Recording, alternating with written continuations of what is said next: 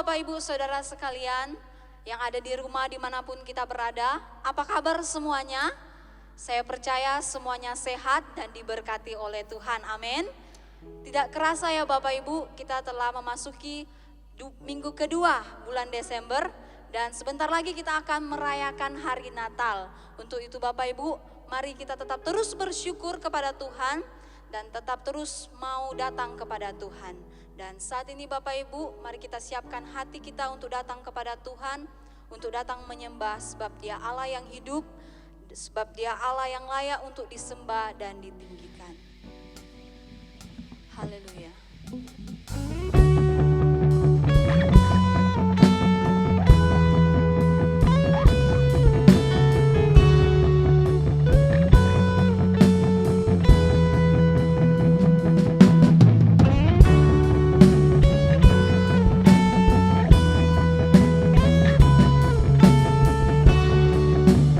Tak terukur kasih-Mu Yesus.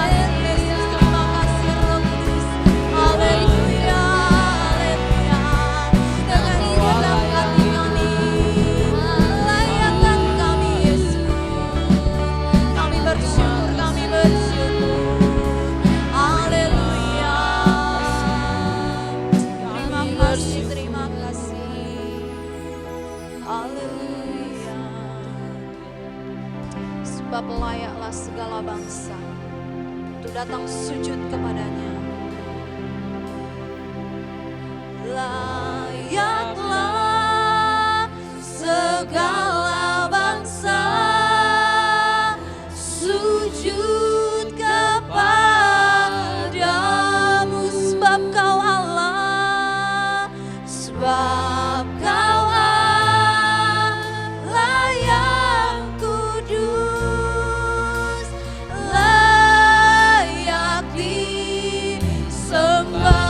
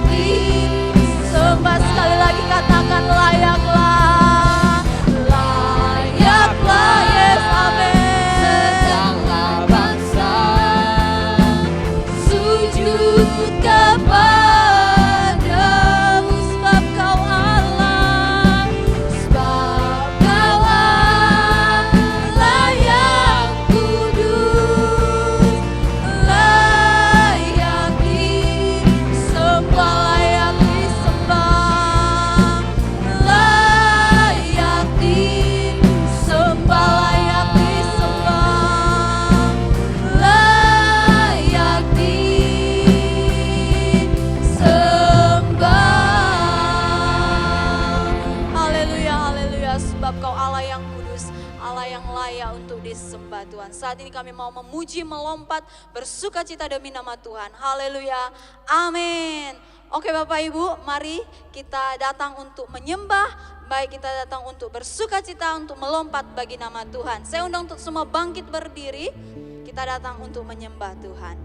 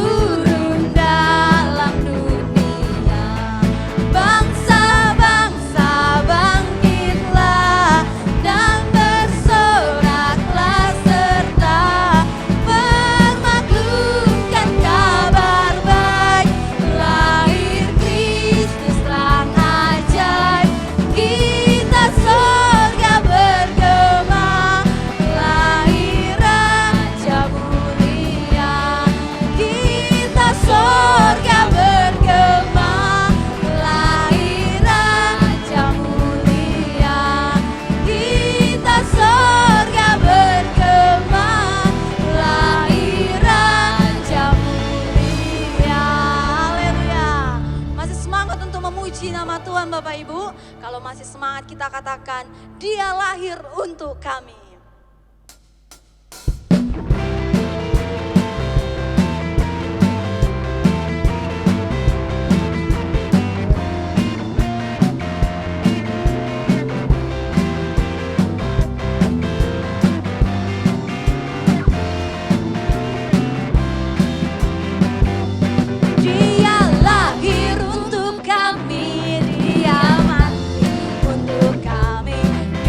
Bangkit bagi kami semua. Dia itu Tuhan kami, Dia itu Allah kami, Dia Raja di atas segala raja. Dia itu firman Allah yang turun ke bumi, yang jadi sama dengan manusia. Sobat kami, Dia Yesus Tuhan kami, Sang Penebus, Juru Selamat dunia. Lebih semangat lagi, Dia lahir untuk kami, Dia mati untuk kami, Dia bangkit bagi kami semua. Dia itu Tuhan kami, Dia itu Allah kami, Raja di atas segala raja. Dia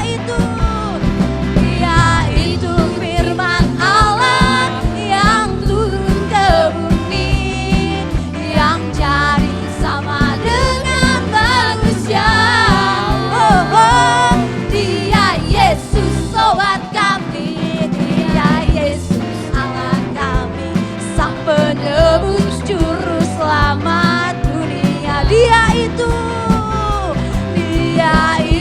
firman Allah yang turun ke bumi, yang jadi sama dengan manusia.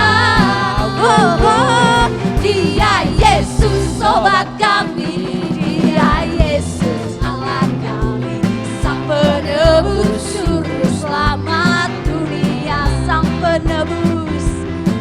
Penebus, Juru Selamat dunia. Sekali lagi katakan, Sang Penebus, Juru Selamat dunia.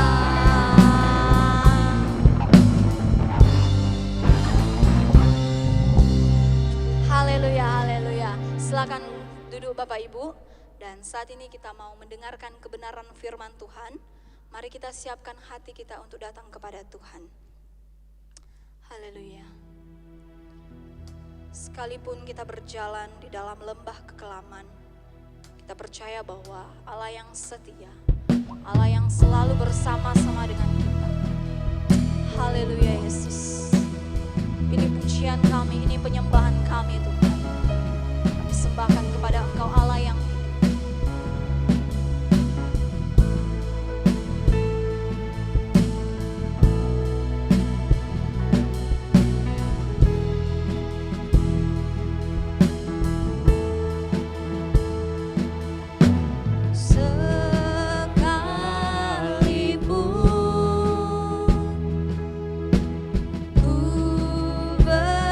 Berjalan dalam lembah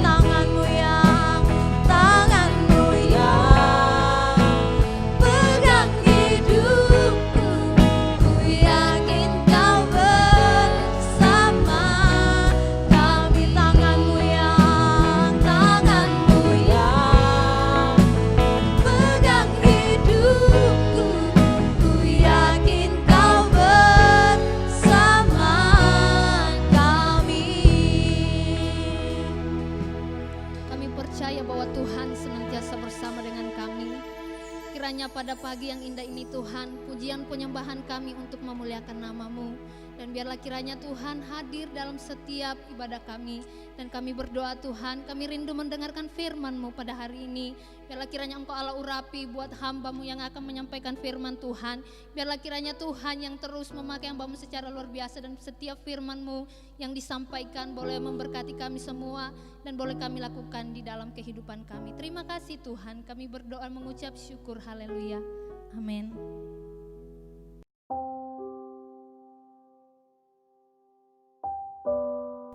Shalom Bapak Ibu, Saudara sekalian. Puji Tuhan untuk kesempatan sekali lagi kita berkumpul bersama-sama untuk ibadah dan masih di dalam kondisi ibadah online. Bapak Ibu Saudara sekalian, tidak terasa kita sudah masuki minggu kedua pada bulan Desember. Dan karena ini adalah bulan Desember, maka khotbah yang akan disampaikan adalah berkisar sekitar topik mengenai Natal atau kelahiran Tuhan Yesus.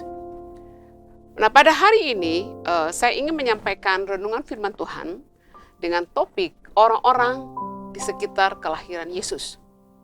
Jadi pada saat Yesus menjelma menjadi manusia dan lahir sebagai manusia, maka ada beberapa orang yang mereka adalah orang-orang istimewa Bapak Ibu. Mereka adalah orang-orang istimewa bahwa mereka hidup di zaman ketika Allah menjelma menjadi manusia. Dan itu adalah peristiwa menurut saya, hal Yesus lahir di Bethlehem, hal Yesus berinkarnasi adalah peristiwa sejarah yang paling istimewa dan paling penting. Karena melalui inkarnasi Yesus, maka ada pembaharuan, ada pemulihan, ada harapan bagi umat manusia. Karena kita tahu Bapak Ibu Saudara sekalian, melalui pemberontakan Adam dan Hawa yang tidak taat kepada Tuhan, maka manusia dihukum, manusia terpisah dari Allah, dan Allah tidak bisa bersekutu dengan manusia oleh karena dosa dan pelanggaran mereka. Ada pemisah di antara kita dengan Allah, dan yaitu dosa. Tetapi melalui kelahiran Kristus, maka kedatangan Kristus adalah untuk membereskan masalah dosa. Dan kita tahu Bapak Ibu Saudara sekalian bahwa tujuan utama dari inkarnasi adalah untuk Yesus mati di atas kayu salib. Karena melalui kematiannya di atas kayu salib, dia mendamaikan kita dengan Allah. Nah, pada pagi ini mari kita melihat beberapa orang yang ada di sekitar Yesus. Dan pada hari ini saya ingin memberikan lima kelompok atau 5 orang yang ada, yang memiliki kesempatan istimewa untuk menjadi saksi atau memiliki kesempatan istimewa untuk menyambut kedatangan Sang Mesias. Kenapa saya pilih 5? Karena memang cukup banyak orang-orang yang ada di sekitar. Dan dari 5 ini saya memberikan ada 3 orang yang menerima, menyambut, dan rela dipakai untuk menjadi sarana atau menjadi alat untuk kedatangan Sang Mesias. Sedangkan ada 2 orang yang menolak. Nah, orang yang pertama adalah Maria Ibu Yesus. Maria Ibu Yesus. Siapakah Maria Ibu Yesus? Maria adalah seorang gadis desa dari Nazaret. Bapak Ibu Saudara sekalian, pada zaman Yesus hidup, Nazaret adalah desa yang mungkin desa yang sangat terpelosok. Mungkin istilah orang Jawa itu sangat mendeso ya. Jadi Nazaret adalah tempat yang mungkin terpelosok, daerah yang tidak maju, daerah yang dihuni oleh banyak orang-orang miskin. Dan Maria ini adalah berasal dari desa Nazaret. Kemudian Maria adalah seorang gadis sederhana dari keluarga yang miskin. Dia seorang gadis yang sederhana, mungkin gadis desa yang sederhana dan dari keluarga yang miskin. Dan mungkin dia juga adalah menjalani hidup seperti biasa, tidak ada impian-impian yang terlalu spektakuler, menjalani hidup berpadanan dengan kehidupan keluarganya. Mungkin seperti gadis-gadis sesamanya, Maria juga pasti punya impian, punya bayangan, punya kerinduan-kerinduan, tetapi kemudian terkendala oleh karena kondisi ekonomi orang tuanya. Nah, Maria ini sudah bertunangan dengan Yusuf. Dia memiliki seorang tunangan ya, bernama Yusuf. Nah, kemudian Maria ini adalah seorang gadis yang saleh dan takut akan Tuhan karena dia menjaga kekudusan.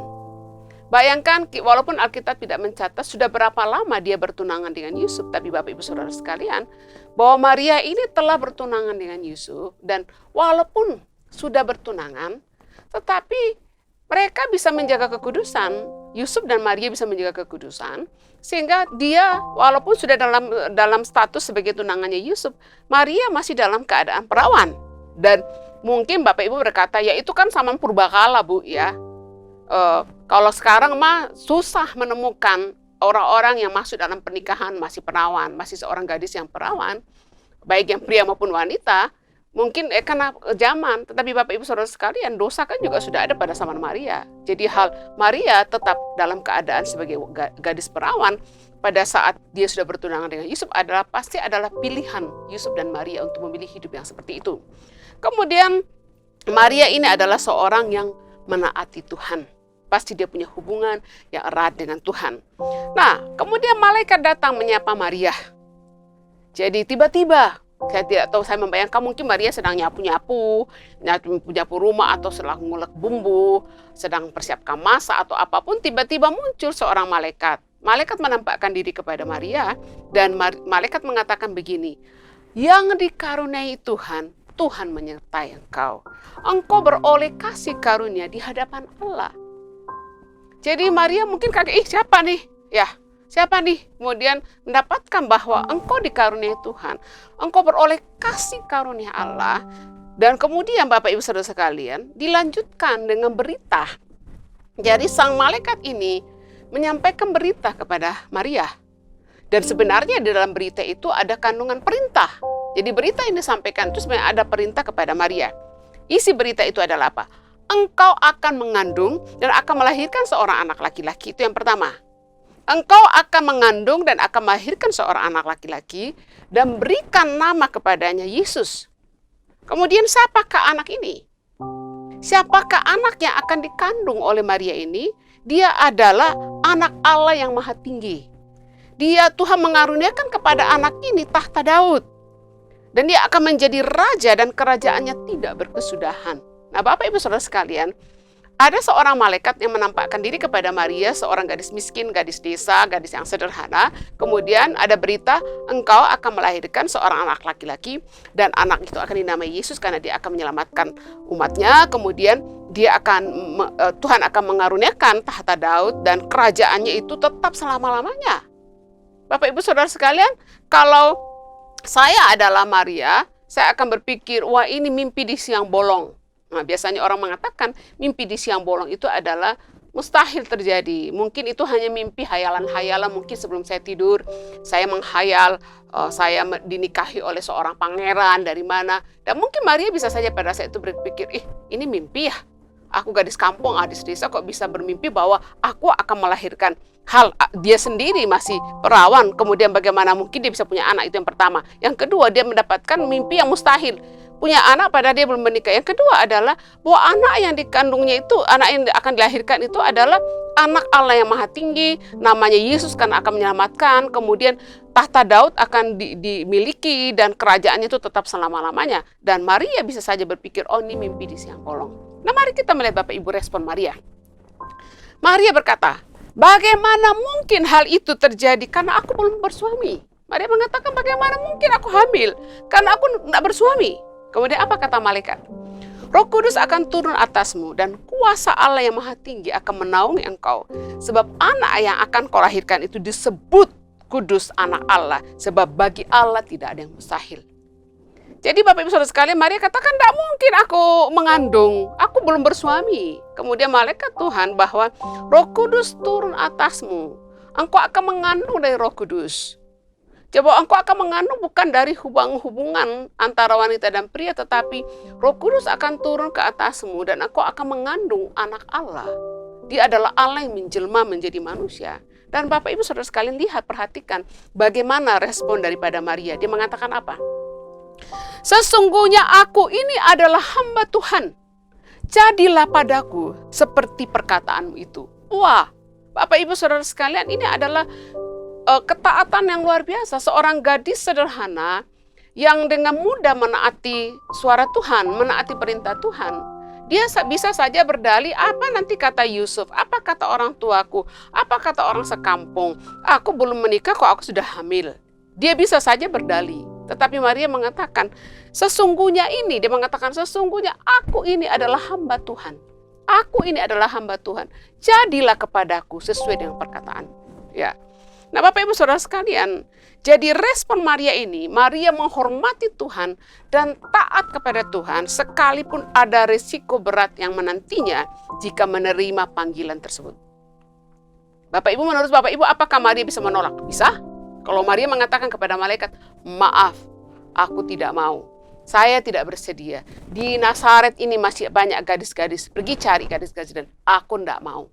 Karena kalau tiba-tiba Maria mengandung padahal belum menikah, itu bisa jadi aib buat Maria, aib buat keluarganya. Dan biasanya Bapak Ibu, kehidupan di kampung itu satu berita bisa dari ujung ke ujung tahu. Ya apalagi kalau zaman itu ada Facebook, wah dengan cepat bisa di-upload beritanya ke sana kemari.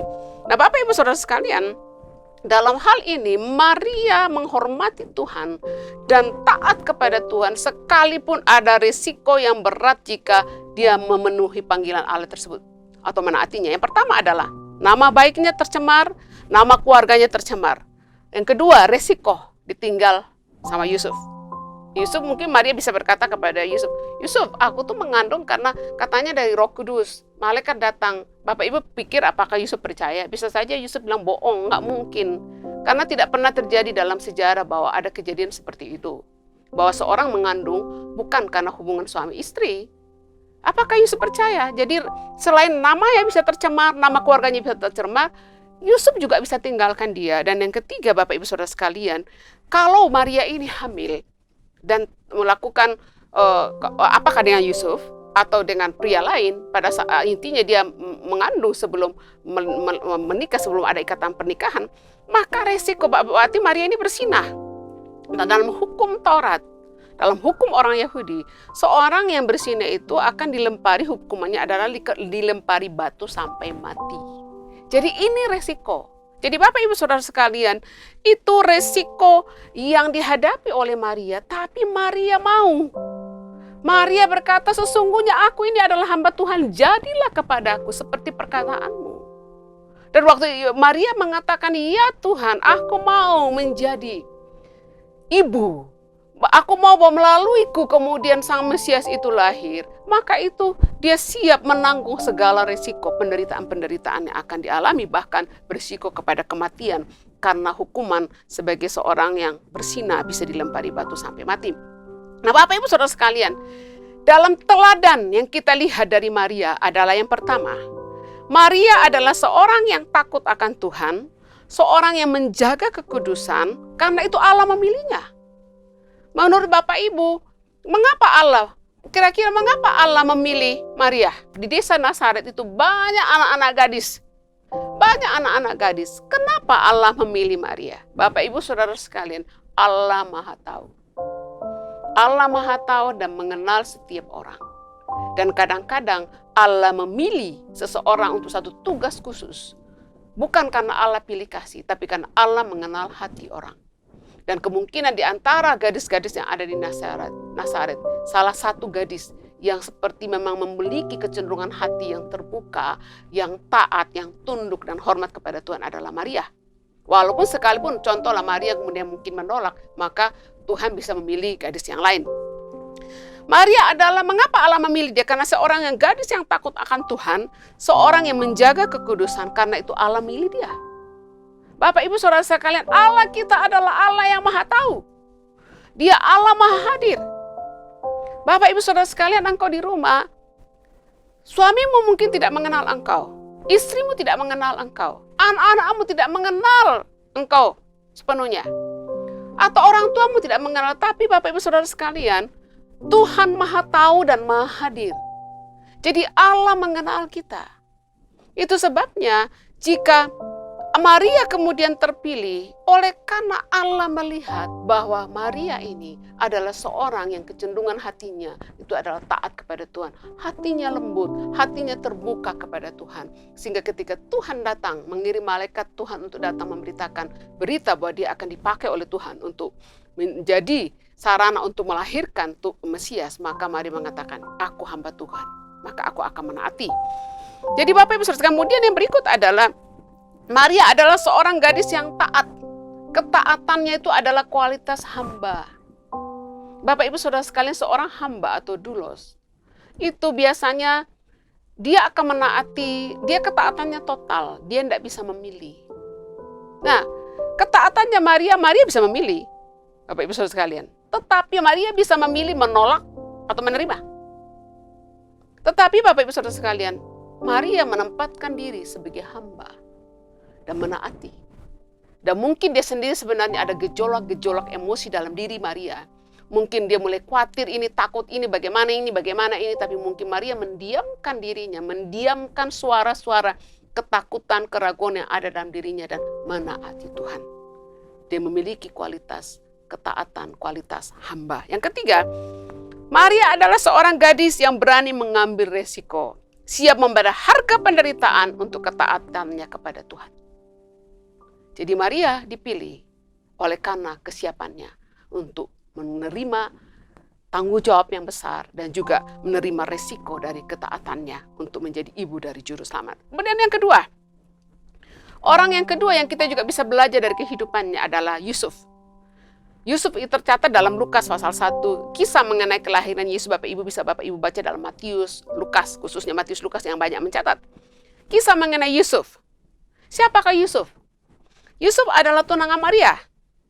Dan ketika Yusuf tahu, mungkin Maria akhirnya ngomong, Suf, aku kayaknya mau hamil deh. Atau mungkin sudah hamil. Mungkin Maria ngasih tahu Yusuf itu waktu dia sudah hamil. Jadi mungkin Maria datang gini, Suf, aku mau kasih tahu sesuatu.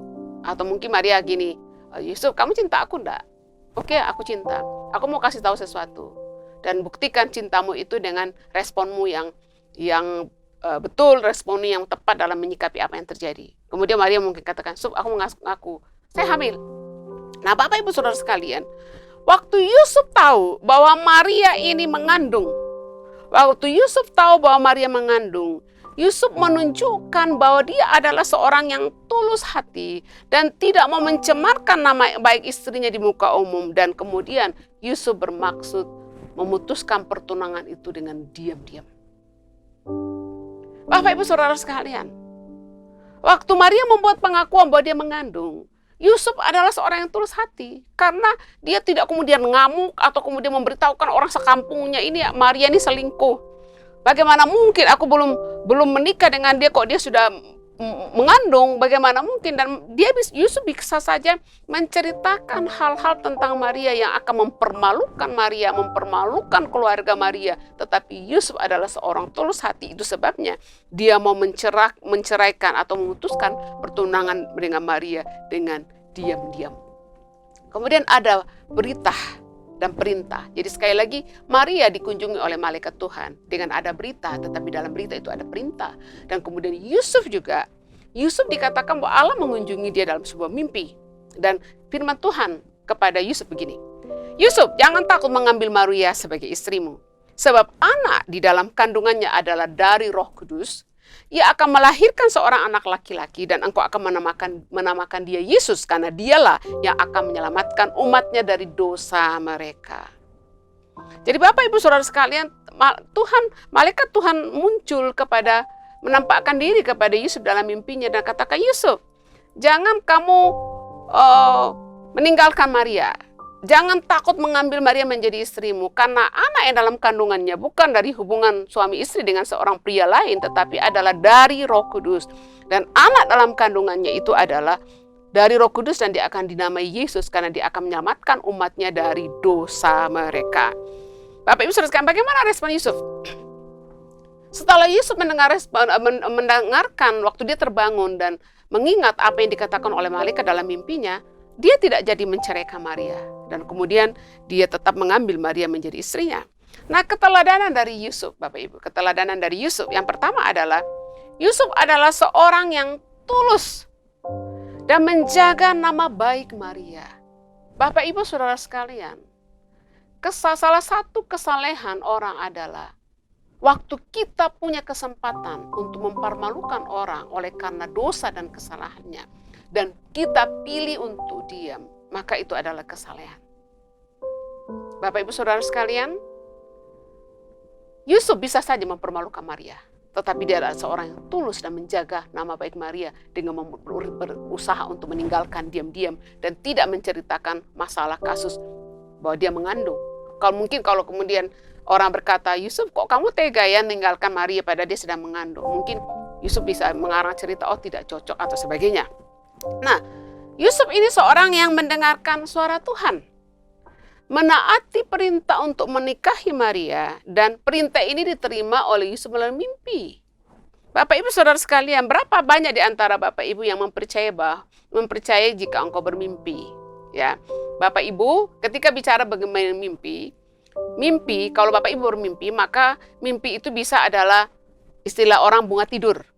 Mungkin sebelum tidur kita memikirkan orang itu atau membayang-bayangkan, maka kita mimpi tentang sesuatu. Mungkin sebelum tidur membayang-bayangkan makanan enak, maka mimpinya makanan. Atau itu dari Tuhan, atau dari iblis. Ya, jadi ada cara untuk tahu ini apakah dari bunga tidur atau hayalanku sendiri, atau ini dari Tuhan atau dari iblis. Itu ada petunjuk bagaimana cara untuk mengetahui bahwa mimpi itu dari Tuhan apa bukan, dan itu kita mungkin satu waktu ada bahas khusus. Nah, pada hari ini yang menarik adalah bagaimana mungkin Yusuf mempercayai, menaati perintah yang disampaikan melalui mimpi. Bisa saja cuma mengatakan, hanya mimpi. Mungkin aku tidur dengan di bawah alam sadarku itu, aku rasa bersalah dan ragu-ragu meninggalkan Maria, maka muncul seperti itu. Tapi Bapak Ibu Saudara sekalian, Yusuf menaati perintah Tuhan. Seorang yang dekat dengan Tuhan, Bapak Ibu dengarkan ini, seorang yang dekat dengan Tuhan, dia tidak perlu melihat mujizat yang spektakuler. Tidak perlu ada suara corong di telinganya, suara Tuhan mungkin yang keras. Contoh, Yusuf nggak perlu. Seorang yang dekat dengan Tuhan, dia dengan peka sekali bisa mendengar suara Tuhan. Bapak Ibu Saudara sekalian, Yusuf, seorang yang dekat dengan Tuhan, dia peka dan dia bisa mempercayai firman yang disampaikan Tuhan melalui mimpi kepada dia, dan dia menaati. Kemudian keteladanan dari Yusuf adalah Yusuf rela menanggung resiko untuk melindungi Maria dan bayi Yesus dengan melarikan diri ke Mesir untuk menghindari pembunuhan Herodes. Bapak Ibu, kemudian tidak lama kemudian, setelah kita tahu kisah itu bahwa Herodes karena ketakutan bahwa ada raja orang Yahudi, kemudian berusaha untuk membunuh, dan memang Herodes membunuh seluruh bayi, Bapak Ibu Saudara sekalian. Yusuf mungkin kaget, ini apa-apaan nih? Jadi mungkin Yusuf kalau kena serangan jantung bisa, kalau ada masalah jantung bisa kena serangan jantung. Yang pertama, tunangannya datang mengatakan aku mengandung. Sekarang begitu istrinya Maria ini sedang mengandung, kemudian berita tersebar di mana-mana bagaimana ada tangisan di banyak rumah oleh karena Herodes membunuh bayi-bayi. Dan dalam ketakutannya itu kemudian Tuhan bicara kepada Yusuf dalam mimpi bahwa bawa istrimu lari ke Mesir untuk menyelamatkan Maria, menyelamatkan bayi Yesus dari pembunuhan Herodes. Jadi Bapak Ibu Saudara sekalian, inilah Yusuf, seorang yang taat, seorang yang saleh, seorang yang tulus, dan mau mendampingi Maria untuk bersama-sama dengan Maria melahirkan Yesus dan membesarkan bayi Yesus. Bapak Ibu Saudara sekalian, kemudian yang ketiga adalah gembala-gembala. Orang yang ketiga, kelompok yang ketiga, kalau yang pertama tadi ada Maria, kemudian Yusuf, sekarang adalah gembala. Ini adalah orang ketiga, kalau Maria menerima, yang mengatakan, aku hambamu, jadilah kepadaku seperti apa yang kau kehendaki. Kemudian Yusuf taati dan bekerja sama untuk membantu Maria, untuk menolong sehingga Maria bisa melahirkan bayi Yesus, dan Yusuf juga melindungi, menjalankan peran sebagai ayah bagi Yesus. Nah, kelompok yang ketiga adalah gembala, dicatat dalam Lukas pasal 2 ayat 8 sampai 20. Siapakah gembala? Bapak Ibu Saudara sekalian, gembala adalah golongan orang-orang sederhana. Gembala ini adalah golongan orang-orang yang sederhana. Pekerjaan mereka adalah pekerjaan yang paling rendah, dan kebanyakan mereka adalah orang-orang yang tidak berpendidikan. Tetapi pekerjaan mereka adalah pekerjaan yang berbahaya. Karena mereka harus menggembalakan kawanan domba mereka, membawa ke rumput-rumput yang segar, membawa ke tempat air-air yang segar, dan tempat-tempat itu biasanya akan selalu berhadapan dengan binatang-binatang buas. Dan kemudian para gembala ini seringkali harus meninggalkan kampung halaman mereka, meninggalkan rumah mereka, dan harus tinggal di padang-padang penggembalaan. Mereka harus tidur di kemah-kemah, di gua-gua, padang penggembalaan untuk menjaga domba-domba tersebut. Bapak Ibu Saudara sekalian, namun kepada orang-orang yang sederhana ini, dan mungkin Bapak Ibu pada zaman itu, gembala adalah orang-orang yang tidak masuk hitungan. Mereka bukanlah orang-orang yang waktu lewat, orang-orang melirik. Mereka adalah orang yang sangat sederhana, orang yang tidak berpendidikan, orang yang bukan orang yang diperhitungkan Bapak Ibu Saudara sekalian. Tapi Bapak Ibu Saudara sekalian, para gembala ini mendapat kesempatan istimewa untuk mendengarkan pengumuman tentang kelahiran Yesus. Apa yang terjadi? Bayangkan Bapak Ibu, mereka ada di padang penggembalaan. Dan mereka mungkin nyalakanlah api ya untuk mungkin bakar singkong atau bakar jagung, apapun dibakar. Dan juga untuk menghangatkan mereka di padang penggembalaan. Dan mungkin tempat mereka ada di padang penggembalaan itu, cahaya itu hanya dari mungkin kayu yang dibakar atau cahaya bintang-bintang dan bulan pada malam hari. Dan dikatakan di dalam Lukas bahwa waktu mereka mungkin sedang tidur, sudah mengantuk, kecapean sepanjang hari menjaga kawanan domba, kemudian tiba-tiba langit itu menyala. Langit itu terang benderang, dan waktu langit itu terang benderang mereka melihat bahwa ada seperti pasukan tentara surga turun. Dan pasukan tentara ini, mereka mengucapkan ini, kemuliaan bagi Allah di tempat yang maha tinggi dan damai sejahtera di bumi di antara orang yang berkenan kepadanya. Jadi gembala ini mendapatkan kesempatan istimewa menurut saya dari orang-orang di sekitar Yesus. Orang-orang yang paling istimewa adalah para gembala. Miskin, tidak diperhitungkan, pekerjaan yang paling rendah, tidak berpendidikan. Tapi mereka mendapat kesempatan istimewa untuk melihat bagaimana pasukan tentara surgawi turun mengantarkan sang Mesias, sang Raja ini yang menjelma menjadi manusia. Jadi mereka mengawal dan mengantarkan kedatangan sang Mesias.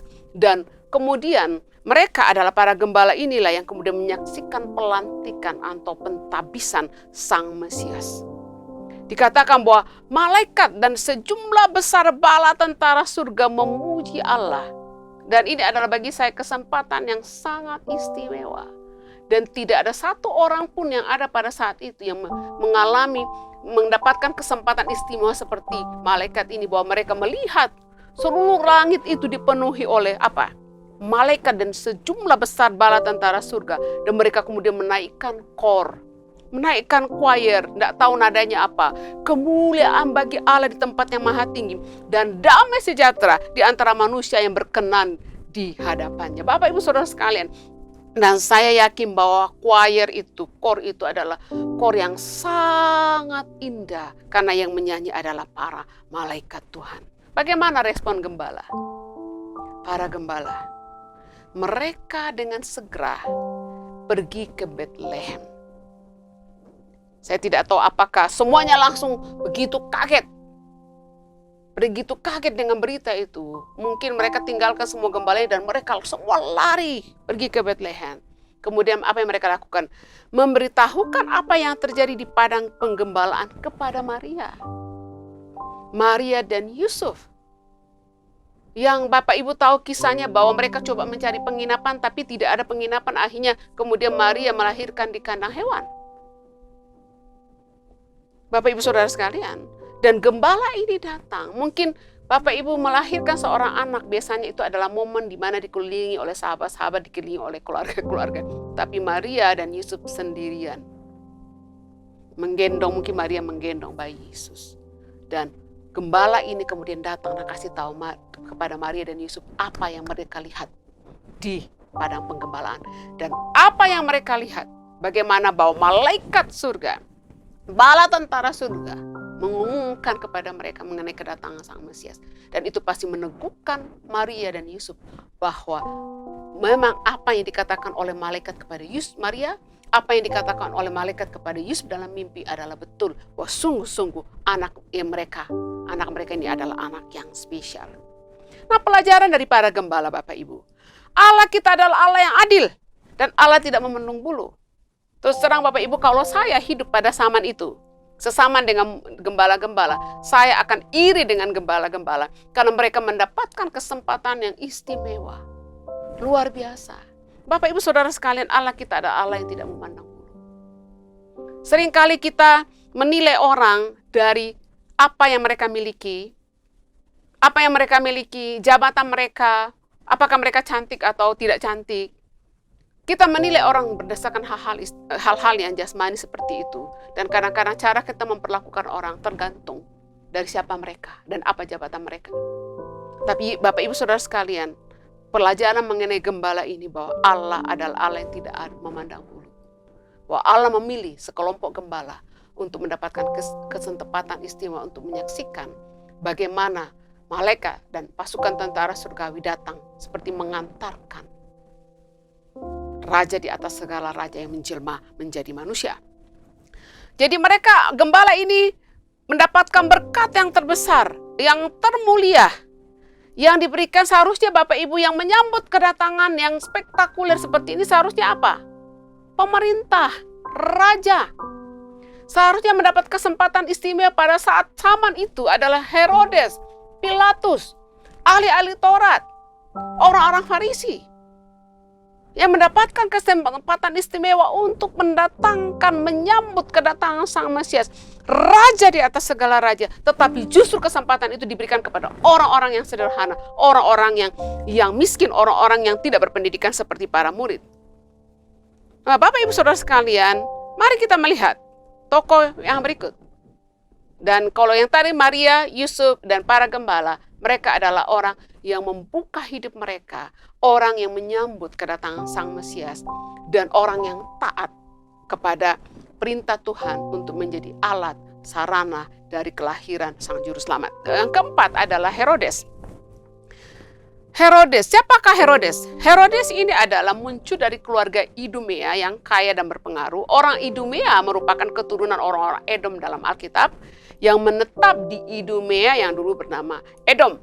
Jadi Bapak Ibu Saudara sekalian, Herodes ini adalah keturunan dari bangsa Edom. Dan Bapak Ibu Saudara ketahui dalam Alkitab bahwa Edom ini adalah berkaitan dengan keturunannya Esau.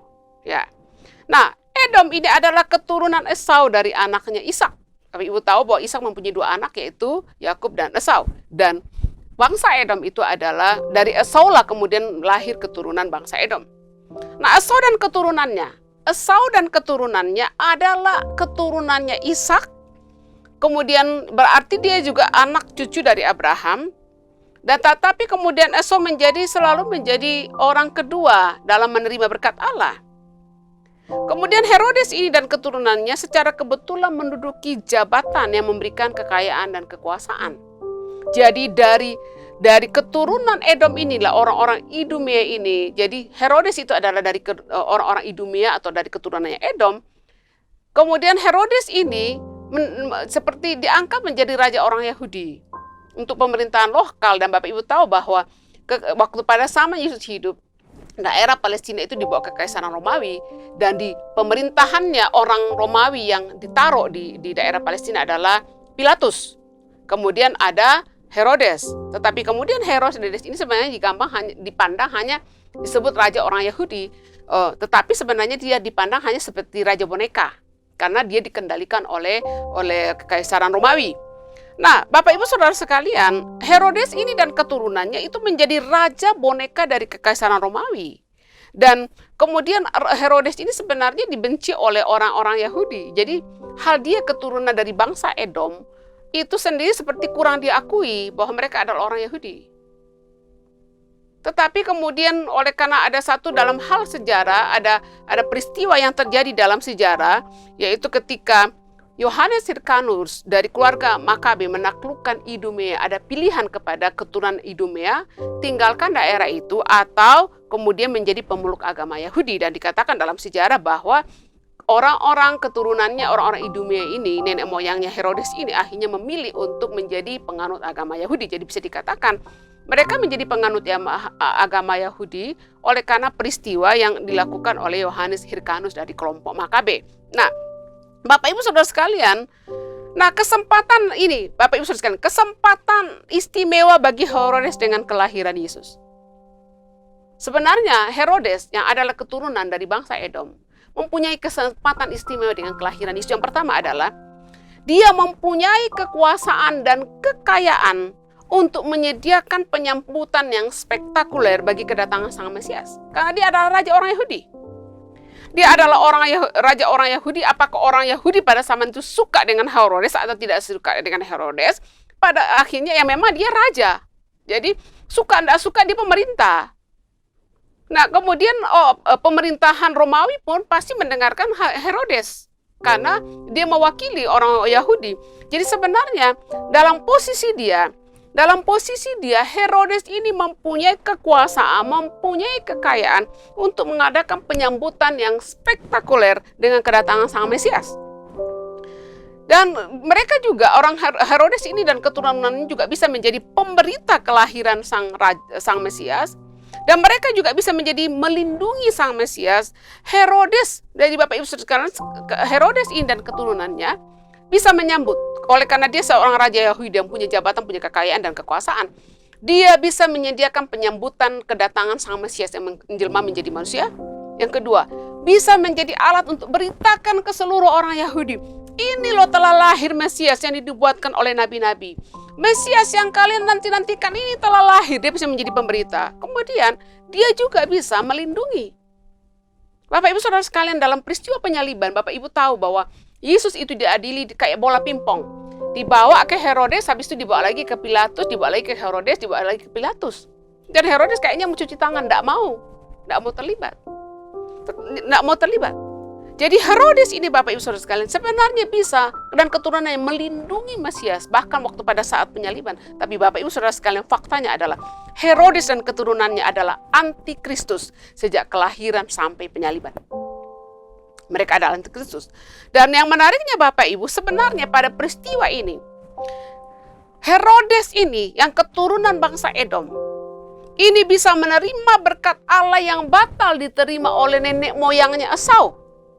Jadi sebenarnya dengan kedatangan Bapak Ibu Saudara sekalian, kalau Bapak Ibu membaca kisah mengenai kelahiran Yesus bahwa orang Majus ini datang ke Herodes dan katakan kami mencari raja orang Yahudi yang baru lahir. Mengapa Allah izinkan itu? Berarti sebenarnya ada kesempatan diberikan kepada Herodes untuk menyambut Sang Mesias.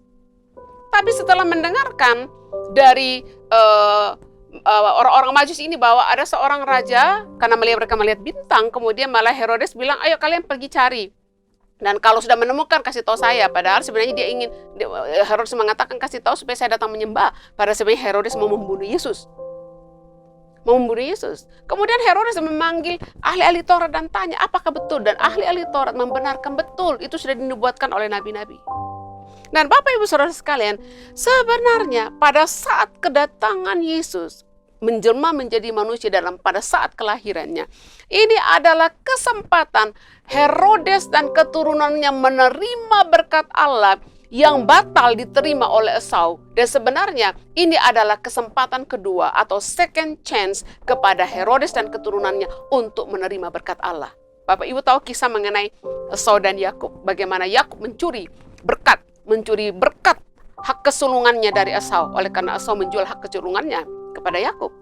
Dan akhirnya Yakub yang diberkati dan dia tidak. Dan pada momen ini, pada momen ketika Herodes mendengar dari orang Majus bahwa raja orang Yahudi telah lahir, seharusnya kalau Herodes kemudian menyambut menjadi pemberita kelahiran Sang Mesias dan dia melindungi Sang Mesias ini, maka itu adalah kesempatan kedua di mana Herodes dan keturunannya yang keturunan dari Edom ini akan diberkati dan mereka menerima berkat yang batal diterima oleh Esau. Ini second chance buat Herodes, tapi Herodes tidak menggunakan kesempatan itu.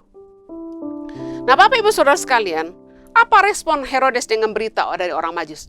Terkejut, mengumpulkan semua imam kepala, ahli-ahli Taurat bangsa Yahudi dan menanyakan di mana Mesias akan dilahirkan.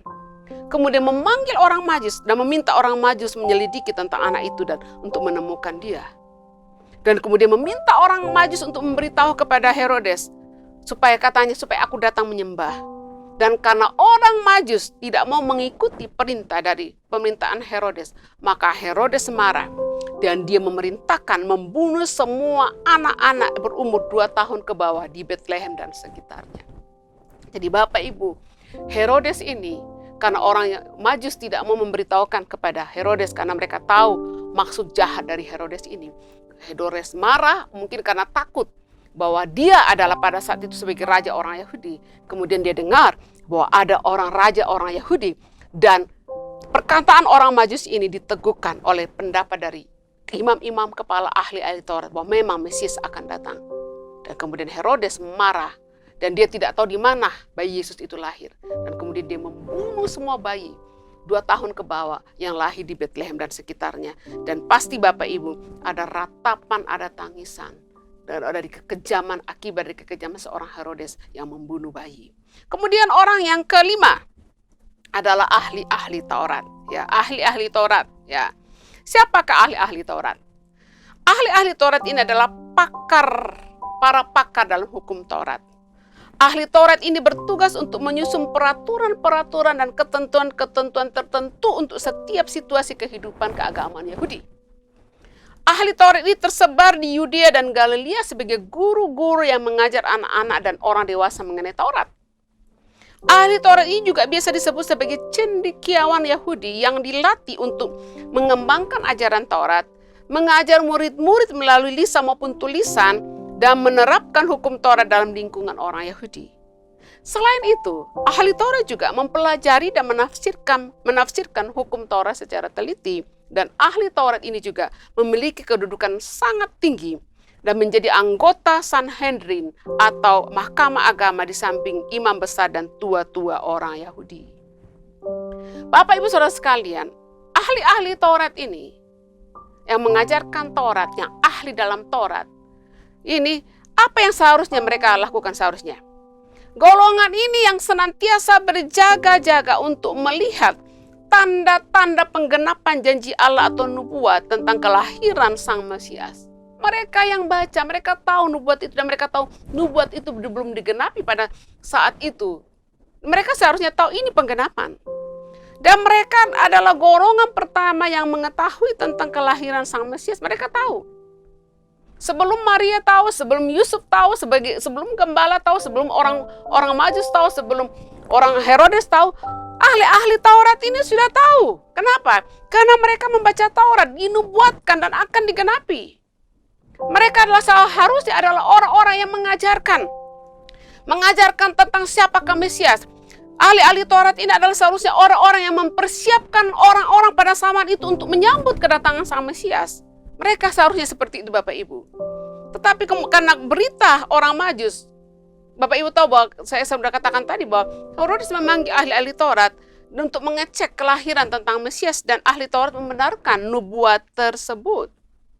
Ahli-ahli Taurat dan orang-orang Farisi adalah orang-orang yang ahli dalam firman, tetapi mereka sendiri tidak mempercayai dan tidak menerima Sang Mesias. Sangat ironis Bapak Ibu. Mereka ahli, pakar dalam Taurat. Mereka bahkan bisa menafsirkan. Mereka orang yang mengajarkan, yang sudah mungkin hafal Taurat. Tetapi ketika penggenapan janji itu, Sang Mesias itu lahir. Tapi mereka sendiri adalah golongan yang tidak mempercayai itu dan tidak menerima Sang Mesias.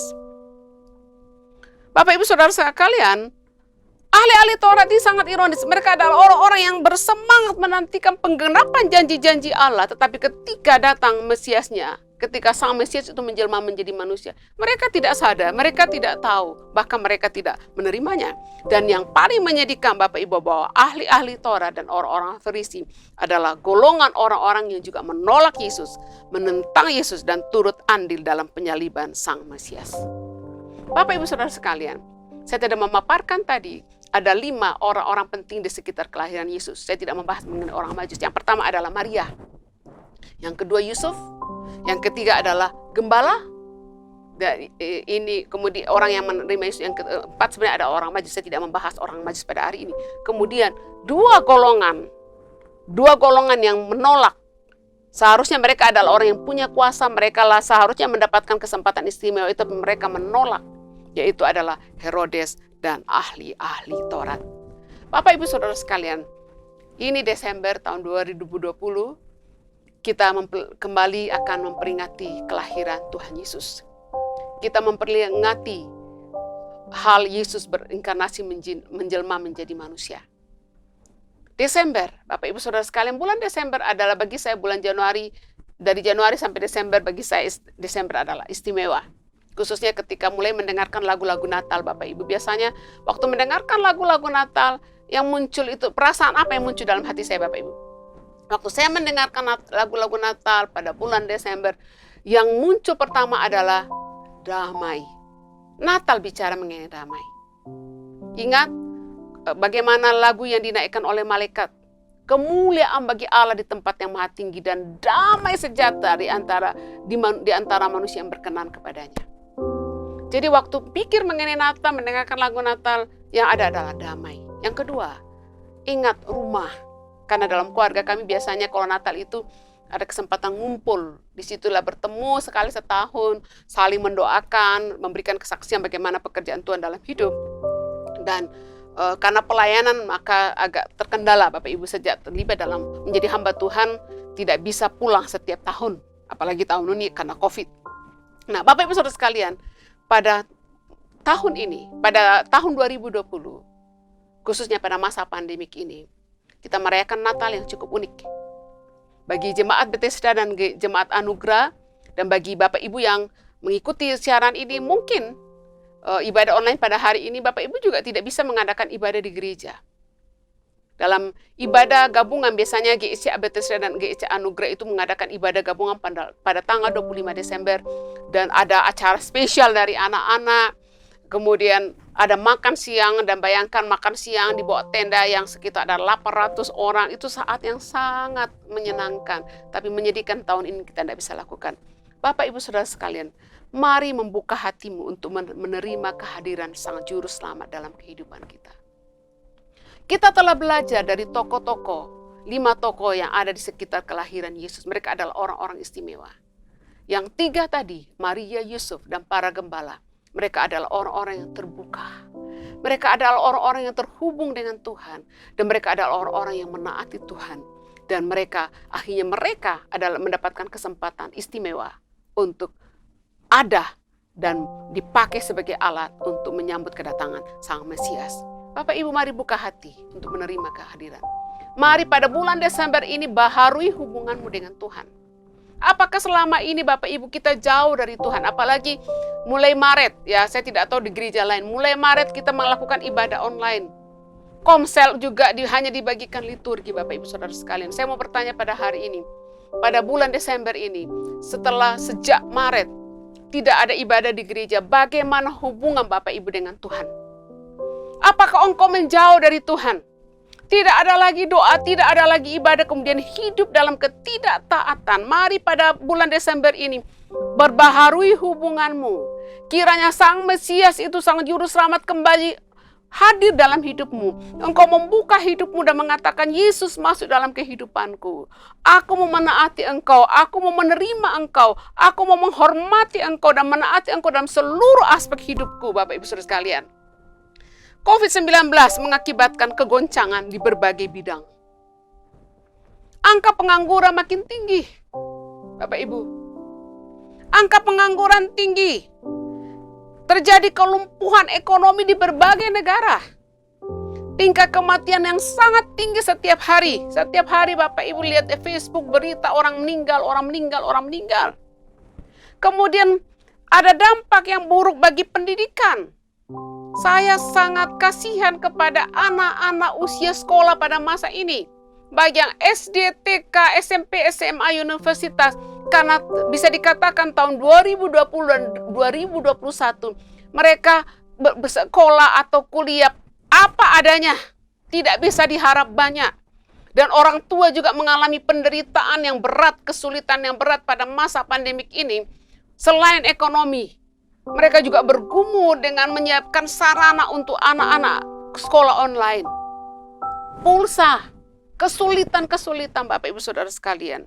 Kemudian Bapak Ibu, kejahatan makin meningkat oleh karena situasi ekonomi.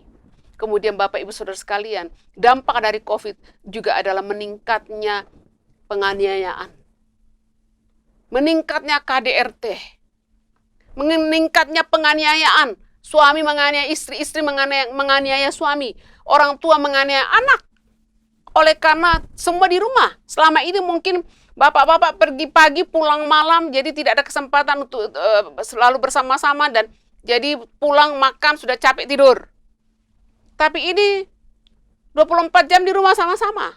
Maka kemungkinan untuk bertengkar, untuk tidak cocok itu lebih besar. Orang tua juga stres kemudian menganiaya anak. Karena mungkin orang tua tidak ngerti. Bapak Ibu matematika Bapak Ibu dengan matematika anak sekarang itu beda. Orang tua stres pada masa seperti ini Bapak Ibu Saudara. Orang depresi tingkat tinggi. Ada orang-orang yang bunuh diri karena depresi. Maka pada Natal ini Bapak Ibu, Dia adalah Raja Damai. Terima dalam hidupmu. Sambut Sang Raja itu dalam hidupmu. Pada Natal ini sekali lagi perbaharui hubungan kita dengan Sang Raja. Perbaharui hubungan kita dengan Sang Mesias. Terima Dia dalam kehidupanmu. Bangun hubungan yang erat dengan Dia. Taati Dia Tuhan. Bapak Ibu Saudara sekalian. Hormati Tuhan Bapak Ibu Saudara sekalian. Mari sambut Yesus Sang Juru Selamat. Mari alami damai Allah. Alami damai surgawi. Kiranya damai surgawi memenuhi keluargamu. Memenuhi hidupmu. Memenuhi kampungmu. Memenuhi kotamu. Dan memenuhi negara kita. Bapak Ibu Saudara sekalian, ingat dengan berita yang disampaikan malaikat kepada para gembala. Kemuliaan bagi Allah di tempat yang maha tinggi dan damai sejahtera di bumi di antara manusia yang berkenan kepadanya. Kalau Bapak Ibu menyambut Sang Mesias dalam kehidupanmu, menyambut dan menerima Tuhan Yesus dalam kehidupanmu, maka damai surgawi, damai Allah akan memenuhi hidupmu. Akan memelihara engkau sehingga engkau kuat melalui masa-masa yang sulit pada masa-masa pandemik seperti ini. Yesaya 9 mengatakan, sebab seorang anak telah lahir untuk kita, seorang putra telah diberikan untuk kita, lambang pemerintahan ada di atas bahunya. Namanya disebutkan orang apa? Penasehat ajaib, Allah yang perkasa, Bapa yang kekal, Raja damai. Besar kekuasaannya dan damai sejahtera tidak akan berkesudahan di atas tahta Daud dan di dalam kerajaannya. Karena Ia mendasarkannya dan mengokohkannya dengan keadilan dan kebenaran dari sekarang dan sampai ke selama-lamanya. Bapak Ibu Saudara sekalian, damai waktu kita menyambut Sang Mesias datang. Waktu malaikat memberitakan berita ini kepada para gembala. Bahwa hal Yesus menjelma menjadi manusia. Hal anak Allah menjelma menjadi manusia. Bapak Ibu Saudara sekalian. Ada kemuliaan yang naik di surga karena masalah dosa selesai. Masalah dosa akan diselesaikan anak yang menjelma menjadi manusia ini. Dan waktu Allah menjelma menjadi manusia ini. Waktu Yesus Sang Mesias ini datang, maka damai akan memenuhi bumi. Damai memenuhi bumi. Damai memenuhi orang-orang yang apa? Yang berkenan kepadanya. Bapak Ibu Saudara sekalian, pandemi COVID-19 akan berlanjut 2021. Kebanyakan pakar mengatakan walaupun sudah ada berita-berita yang menjanjikan mengenai vaksin, Bapak Ibu Saudara sekalian, tetapi jumlah penduduk di dunia itu ada berapa miliar. Kemudian vaksin yang terpercaya itu hanya ada beberapa. Kemudian berapa dosis yang bisa dihasilkan. Dan apakah kita punya uang untuk divaksin? Jadi kebanyakan orang masih berpikir bahwa 2021 akan sama dengan 2020. Bahkan 2021 akan lebih parah. Situasi akan lebih sulit berkaitan dengan apa? Ekonomi. Tapi Bapak Ibu Saudara sekalian, kita punya Allah.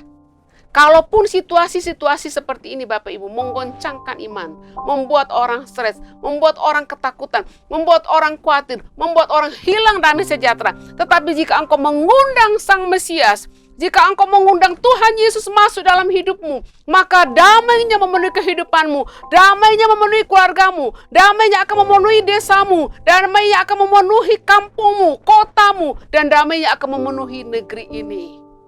Mari Bapak Ibu, sambut Sang Mesias.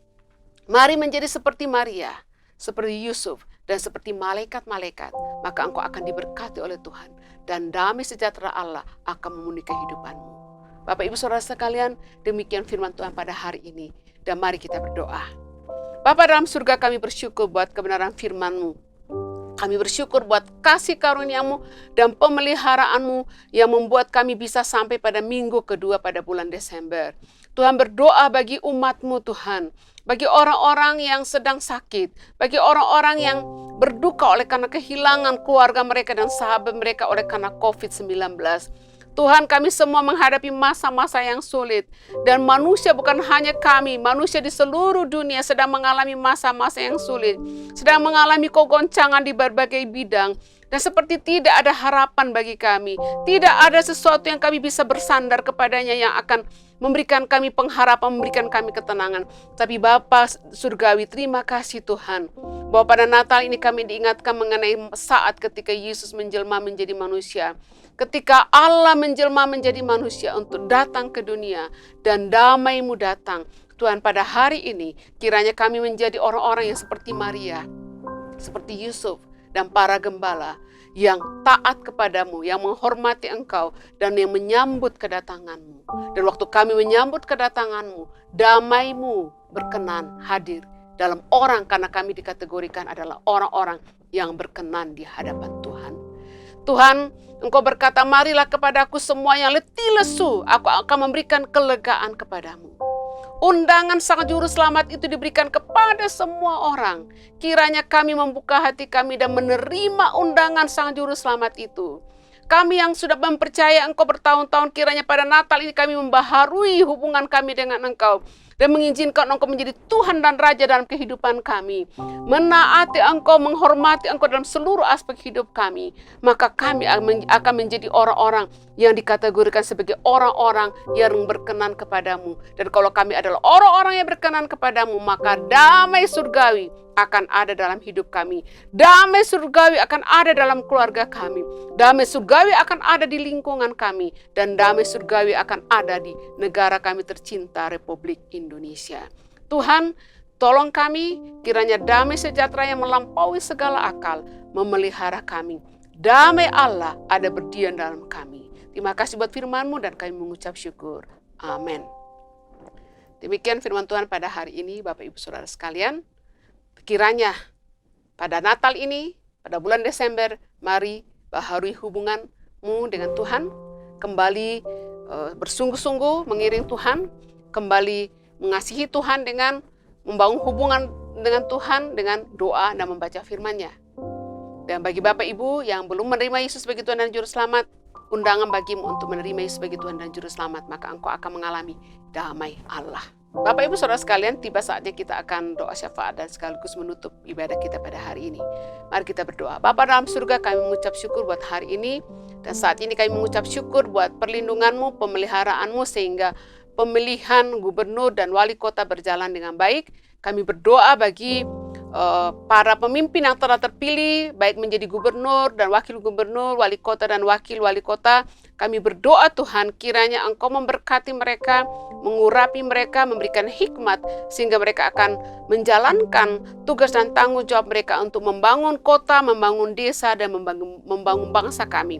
Kami juga terus berdoa buat Pak Presiden Jokowi dan Kabinet Menteri, terus memberikan mereka hikmat, kebijaksanaan, dan otoritas, memberikan mereka ide-ide bagaimana melindungi bangsa ini dari serangan-serangan yang akan mengancam keamanan bangsa ini. Kami juga berdoa Tuhan, kiranya Engkau memberi hikmat bagaimana mengatur perekonomian supaya perekonomian bangsa ini bisa berjalan dengan baik. Dan kami juga berdoa kiranya memberikan hikmat untuk semua cara-cara, semua program-program yang dilakukan untuk menghentikan penyebaran COVID-19. Tuhan, terima kasih Bapa buat pertolongan-Mu buat bagi bangsa kami. Dan kami percaya Engkau mengasihi bangsa Indonesia. Terima kasih Tuhan, kami juga terus berdoa buat jemaat, baik GEC Anugerah maupun GEC Bethesda, dan juga seluruh umat-Mu yang menonton ibadah online ini. Kiranya Engkau memberkati, kiranya damai Natal memenuhi hidup mereka. Dan mereka mengalami damai-Mu di tengah-tengah goncangan, di tengah-tengah krisis yang berkepanjangan ini. Terima kasih Tuhan. Pada akhirnya Bapak Ibu, mari kita mengangkat tangan. Terimalah berkat daripada Allah Bapa. Kiranya berkat Allah yang tidak terbatas adanya dicurahkan di atas hidupmu, usahamu, dan keluargamu. Kiranya kasih sayang daripada Tuhan Yesus Kristus memelihara engkau. Dan kiranya penyertaan dari Roh Kudus, Roh yang Maha Hadir, menyertai kita sekalian hari ini sampai selama-lamanya. Amin. Shalom Bapak Ibu, Tuhan memberkati dan selamat merayakan Natal. Amin. Baik Bapak Ibu, ibadah kita telah selesai dan mari kita angkat pujian kita yang berkata, kami memuji kebesaran-Mu. Kami memuji kebesaran-Mu.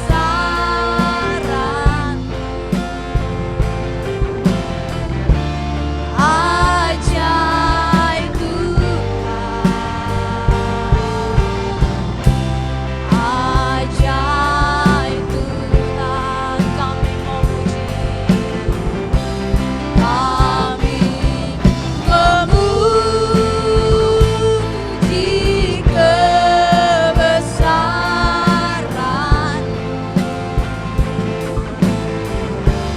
ajaib Tuhan, ajaib Tuhan,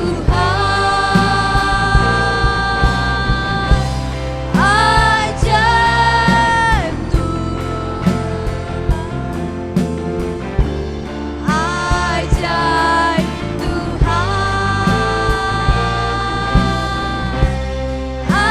ajaib Tuhan.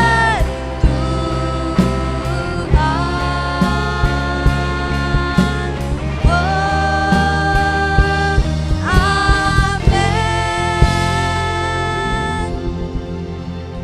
Selamat hari Minggu, Tuhan Yesus memberkati.